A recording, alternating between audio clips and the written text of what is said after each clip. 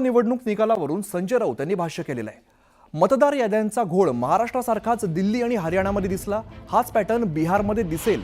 पराभूत झाल्यानंतर बाऊ न करता पुढील लढाईसाठी एकत्र आलं पाहिजे असा सल्ला संजय राऊत यांनी इंडिया आघाडीवरील विरोधी पक्षांना दिलेला आहे। यावेळेला त्यांनी महायुती सरकारवर सुद्धा निशाणा साधलाय। मतदार याद्यातला घोटाळा आपण महाराष्ट्रात पाहिला, तोच आपल्याला दिल्लीमध्ये दिसतोय, तो सुद्धा बिहारमध्ये दिसेल, तोच हरियाणामध्ये दिसला। पण या सगळ्याचा आता बाऊ न करता की आम्ही ह्यामुळेच हरलो त्यामुळेच हरलो। मुख्यमंत्र्यांचं म्हणणं आहे की हे खुर्चीसाठी लढत होते। मग तुम्ही कशासाठी लढताय? आम्ही खुर्चीसाठी लढत होते, मग तुम्ही कशासाठी लढताय? याचा खुलासा, तुम्ही जनसेवेसाठी लढताय आणि बाकी सगळे खुर्चीसाठी लढताय। हे सरकार महाराष्ट्रातले म्हणजे वेड्यांची जत्रा आहे। मी आधी सांगितलेलं आहे, त्यांना विजयाचा हँगओव्हर झालेला आहे, तो उतरत नाही अजून, अहंकार आहे। निदान देवेंद्र फडणवीस यांनी तरी संयमाने बोललं पाहिजे। या राजकारणामध्ये जे आलेले आहेत निवडणुकीच्या, ते खुर्चीसाठी लढत असतात आणि मुख्यमंत्री पदाची खुर्ची गेल्यावर तुमचा चेहरा कसा काळा ठिक्कर पडला होता आणि तुम्ही कशी निराश होतात ते आम्ही पाहिलंय। आणि आताही मुख्यमंत्रीपद मिळालं नाही म्हणून तुमचे एक उपमुख्यमंत्री कसे काळवंडलेल्या तोंडाने फिरतायत, रुसून बसतायत, हे आम्ही पाहतोय। ही खुर्चीची लढाई तुम्ही सुरू केलेली आहे। विरोधी पक्षाचं काम आहे जनतेचा आवाज बनून काम करणं हे आहे। दिल्ली विधानसभा निवडणूक निकालावरून मंत्री उदय सामंत यांनी इंडिया आघाडीवरती निशाणा साधलेला आहे। इंडिया आघाडी टिकणार नाही हे सर्वांना माहिती होतं असं सामंत म्हणालेले आहेत। तर महाविकास आघाडीचं पुढील 25 वर्षांचं भवितव्य अंधारात असेल असा दावा उदय सामंतांनी केलेला आहे। यावेळेला त्यांनी संजय राऊत यांच्यावर सुद्धा निशाणा साधला आहे। इंडिया आघाडी आहे, इंडिया आघाडी म्हणून त्यांनी घेतलं म्हणजे भारताबद्दल आम्हालाच आत्मीयता आहे, भारताचं तारण करते आम्हीच आहोत, अशा पद्धतीचं एक वातावरण तयार केलेलं होतं। ते टिकणार नाही हे सगळ्यांनाच माहिती होतं आणि ज्या पद्धतीनं महाराष्ट्रानं पहिलं मॅन्डेट आम्हाला दिलं, त्याच्यानंतर आता दिल्लीनं दिलं आहे, त्याच्यामध्ये शिल्लक काय राहिला हा एक प्रश्न आहे ना। आता स्वतःचं स्वतंत्र अस्तित्व टिकण्याशिवाय महाविकास आघाडीच्या पक्षांना पर्याय उरलेला नाही आणि म्हणून काही कारण सांगून आता आम्ही इकडे चाललो तिकडे चाललो। आता महाविकास आघाडीचं भविष्य हे प्रचंड अंधारमय पुढची 25 वर्ष तरी आपल्याला दिसतंय। पराभव झाल्यानंतर स्वतःमुळे झाला असं कोण म्हणणार नाही, परंतु त्यांच्या मुलाखतीतनं लोकशाहीला सन्मान केला पाहिजे हे त्यांनी स्वतः सांगितलं ना। आणि पराभव कशामुळे झाला याचं आत्मचिंतन करतो असं देखील त्यांनी सांगितलं। त्याच्यामुळं किती कॉन्ट्रोवर्सी आहे, ज्यांच्या पक्षाचा पराभव झाला आहे ते लोकशाहीचा सन्मान करतात आणि बाकीचे लोकशाहीचा अनादर करतात। दिल्लीचा मुख्यमंत्री कोण होणार याकडे अवघ्या देशाचं लक्ष लागलेलं आहे। आज किंवा उद्या दिल्लीचा मुख्यमंत्री ठरणार असल्याची माहिती वरिष्ठ सूत्रांकडून मिळते। भाजपच्या केंद्रीय समितीच्या बैठकीत मुख्यमंत्र्यांच्या नावावरती शिक्कामोर्तब होणार असल्याचं कळतंय। त्यामुळे आता मुख्यमंत्रीपदी कोणाची वर्णी लागणार हे पाहणं महत्त्वाचं असेल। दरम्यान मुख्यमंत्रीपदासाठी कुणाकुणाची नावं चर्चेत आहेत ते आपण बघूया। दुष्यंत गौतम, रमेश बिधुडी आणि परवेश वर्मा अशी 3 नावं सध्या चर्चेत दिसत आहेत।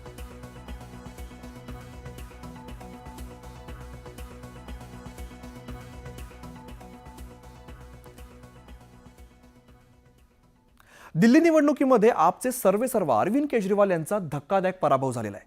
भाजपच्या परवेश वर्मांनी त्यांना निवडणुकीमध्ये धूळ चारलेली आहे। त्यामुळे दिल्लीच्या रणसंग्रामात वर्मा हे जायंट किलर ठरलेले आहेत। बघूया केजरीवालांना पराभूत करणारे कोण आहेत परवेश वर्मा।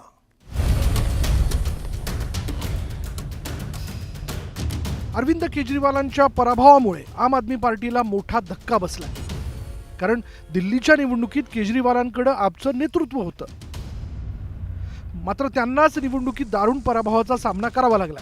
त्यामुळे दिल्लीत आम आदमी पार्टीला मोठा धक्का बसला। भाजपच्या परवेश वर्मा यांनी केजरीवालांना धोबी पछाड दिली। केजरीवालांना पराभूत केल्याचं बक्षीस म्हणून परवेश वर्मांना दिल्लीच्या मुख्यमंत्री पदाची खुर्ची मिळणार का अशी चर्चा आता राजकीय वर्तुळात सुरू झाली आहे। प्रधानमंत्री जी के साथ में चलकर काम कर पाएगी। हमें उनका 10 साल से साथ नहीं मिल पा रहा था, दिल्ली में कोई काम नहीं हो पा रहा था, मगर ये जो सरकार बन रही है दिल्ली में ये प्रधानमंत्री जी के विजन को दिल्ली में लेके आएगी। तो मैं प्रधानमंत्री जी का धन्यवाद करता हूं कि उन्होंने अपना समय दिया और मैं ये जीत का श्रेय प्रधानमंत्री नरेंद्र मोदी जी को देता हूं। खरं तर अरविंद केजरीवाल आणि परवेश वर्मांच्या लढतीकडे संपूर्ण देशाचं लक्ष लागलं होतं, पण या लढतीत वर्मांचं पारडं जड ठरलं. दिल्लीच्या जनतेनं परवेश वर्मांना कौल दिला. परवेश वर्मांनी 4089 मतांनी अरविंद केजरीवालांचा पराभव केला. जनता का जो भी निर्णय है, जनता का जो भी फैसला है, उसे हम पूरी विनम्रता के साथ स्वीकार करते हैं. जनता का निर्णय सर माथे पर. मैं भारतीय जनता पार्टी को इस जीत के लिए बहुत बहुत बधाई देता हूं. परवेश वर्मा हे दिल्लीचे माजी मुख्यमंत्री आहेत. साहेब सिंग वर्मांचे पुत्र आहेत. 2013 साली त्यांनी महरौली विधानसभा मतदारसंघातून काँग्रेसचे ज्येष्ठ नेता योगानंद शास्त्रींचा पराभव केला होता. 2019 मध्ये त्यांनी लोकसभेची निवडणूक जिंकली. यंदाच्या दिल्ली विधानसभा निवडणुकीपूर्वी वर्मांनी केजरीवाल हटाव देश बचावचा नारा दिला होता. तसंच या अभियानातून आपनं पूर्ण न केलेल्या आश्वासनावर बोट ठेवलं होतं. 2019 साली सीए विरोधात आंदोलन करणाऱ्यांविरोधात प्रक्षोभक वक्तव्यामुळे ते चर्चेत आले होते. परवेश वर्मा हे दिल्लीतील भाजपचे आक्रमक नेते म्हणून ओळखले जातात. त्यामुळे दिल्लीचे भावी मुख्यमंत्री म्हणून ते प्रबळ दावेदार मानले जातात. Bureau report, news 18 Lokmat. आणि आता बातमी जालन्यातून येते. जालन्यामध्ये वाळू माफिया आणि अट्टल गुन्हेगारांच्या विरोधात प्रशासन ॲक्शन मोडमध्ये आलेलं आहे. वाळू प्रकरणासह इतर गुन्ह्यातील 9 आरोपींना जालन्यासह बीड, परभणी आणि छत्रपती संभाजीनगर या जिल्ह्यातून तडीपार करण्यात आलेला आहे. मराठा आंदोलक मनोज जरांगे पाटील यांचा मेहुणा विलास खेडकर याच्यावर सुद्धा तडीपारीची कारवाई करण्यात आलेली आहे. मनोज जरांगे यांच्या आंदोलनामध्ये सक्रिय असणाऱ्या जवळपास 6 आरोपींवरती परभणी, जालना, बीड आणि छत्रपती संभाजीनगर या जिल्ह्यामधून हद्दपारीची कारवाई करण्यात आलेली आहे. पोलिसांनी या प्रकरणी एकूण 9 जणांवरती तडीपारीची कारवाई केली आहे. इकडे काय अधिकारी आणलेत, त्या अधिकाऱ्यांनी काय त्याला नाव कमायचे लय हाव लागली का काय? त्याला ते आंबरचं कोण आहे? त्याला हाव लागली का काय? गरिबांच्या पोरं गुतून एकीकडून म्हणायचे केशी मागं घ्यायच्या आणि दुसरीकडून केशी उचकायच्या. केशी उचकायच्या. कोण आलाय तो नवीन? त्याला लय हाव लागली काय नाव कमावायची? बेट्या गरीबाचे मराठ्यांचे पोरं त्यांचं वाटोळं करून तुला नाव कमावायचं आणि आमच्या पोरांचं वाटोळं करायचं. तुला जर लेकर असले तू लेकराचं वाटोळं केल्यावरती गट्ट्यां ना कशा तरी तू बी गटशील.